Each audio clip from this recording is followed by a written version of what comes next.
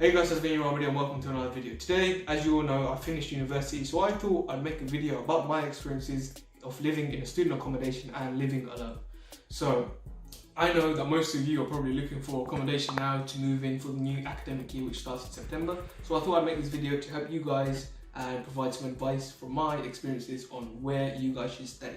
So first of all, I'll start with a student accommodation. So in my first year and second year, I stayed in a catered accommodation in London, and the pros of that was that they provided food for breakfast and dinner, so I didn't have to worry about costs in terms of food. Also, all the bills were included, and also they had a on-site maintenance and plumbing service. So if you had any problems in your room or anything, they'd come repair it in the same day. So the cons of living in a catered accommodation is maybe the food. So if you're not someone that's open to all types of different food, then that may be a problem for you.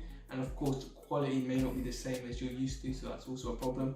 Also, the price of a catered accommodation is pretty high. So if I remember correctly, I was paying about £250 a week to stay in this catered accommodation in London, so which is quite a lot. This catered accommodation was right next to the university, so I didn't have to worry about travel costs or anything like that. Another con is the fact that it can get loud in the catered accommodation because there is over like 100 people, so you know there's always going to be people walking around in the night, all sorts of stuff going on. And of course, there's also the problem about fire alarms. So I remember a few times in my time in the catered accommodation, the fire alarm would go off at like 4 AM and everyone have to wake up, go outside in the dark and wait for the fire alarm to stop. So that can get a bit annoying. But obviously, there is the main positive as well of the fact that, you know, you're going to meet people from all around the world, and I think it's a great place to meet people because most of the people I met in my student accommodation I'm still in contact with up until this day. So I'm sure if you guys go to a student accommodation, you'll be able to meet loads of new friends.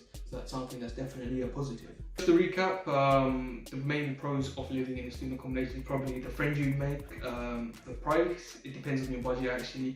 The fact that food's provided, you won't have to pay any bills, you won't get into any contracts in that bills, and of course most of the student accommodations are pretty close to your university, so you don't have to worry about travel costs or anything like that, depending on where your student accommodation is, of course. So in my final year of university, I stayed in a 3-bedroom apartment with 2 other flatmates, and the main positive of this, the main pro was the fact that I could make my own food, I could you know, do whatever I want in the apartment, like not have any restrictions.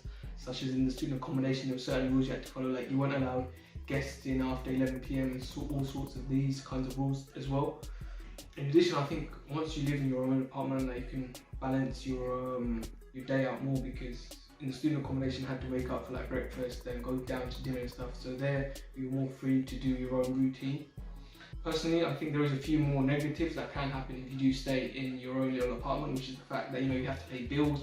Most of the bills are like 12-month contracts. So for example, for Wi-Fi, I was still paying for Wi-Fi even though I'm not even in London anymore. So that's something that's quite annoying. Another negative is the fact that the distance. So if you want to stay in an accommodation, like a private accommodation that's close to your university, the price will be much more higher than staying in a catered accommodation, which is the same distance. So for example, the place I was staying for £250 a week, the student accommodation, if I was to live in an apartment for that, it'd be over like 350 plus. So there is a definite increase in price.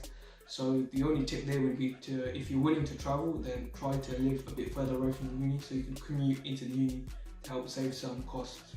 Finally, another problem you could face in living in private accommodation is the fact that your landlord may not be very helpful and everything, but luckily my landlord was quite helpful. He helped out with all the problems we faced, so can't complain in that half. But I know about stories about people who have had landlords that weren't very helpful and they didn't really have a pleasant journey.